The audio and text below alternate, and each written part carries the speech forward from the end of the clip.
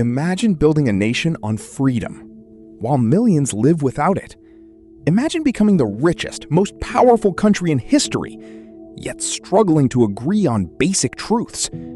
Imagine being only 250 years old, and already carrying the weight of centuries of contradiction.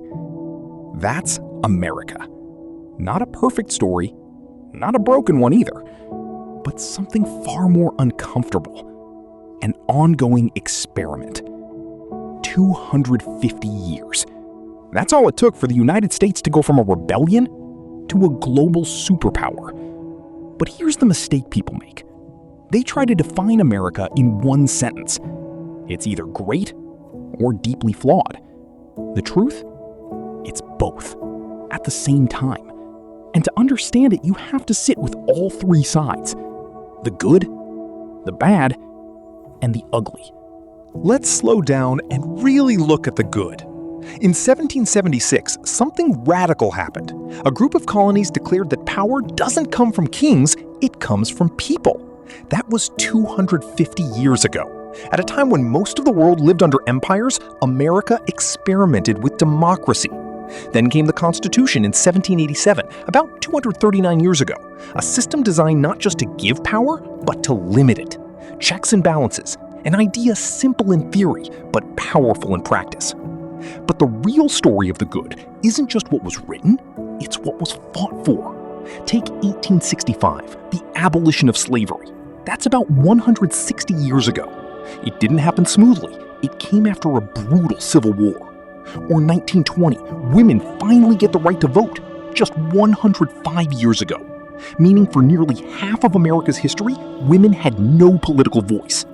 Then 1964, the Civil Rights Act, only 61 years ago, ending legal segregation and pushing the country closer to its ideals. And then, ambition. In 1969, humans walked on the moon, just 56 years ago. From horses to space, from small workshops to global tech giants. This is a country that rewards risk, that allows failure, and then gives you another shot. That's the good. Not perfection, but possibility. Now, let's sit with the bad, because the good doesn't exist without it. While America was declaring freedom in 1776, slavery already existed. In fact, it dates back to 1619, over 400 years ago. So from the very beginning, there was a contradiction. Freedom? For some, not for all. And even after 1865, inequality didn't disappear, it adapted. Take 1830, the Indian Removal Act. About 195 years ago, entire communities forced off their land. Or 1896, Plessy versus Ferguson. About 129 years ago, segregation became legal under the phrase separate but equal. It sounded fair. It wasn't. And here's the uncomfortable truth. These weren't accidents. They were policies, decisions, choices. And even today, the gap remains. Economic inequality continues to grow. Access to healthcare and education still depends too much on where you're born. And then there's politics. Something has changed. Debate used to be about ideas. Now it's about identity. In 2021, the Capitol was stormed. Just 5 years ago, a moment that shook confidence in democratic stability. And it raises a hard question. If people stop trusting the system, what holds it together? And then, the ugly. The moments that don't just challenge America, they expose it.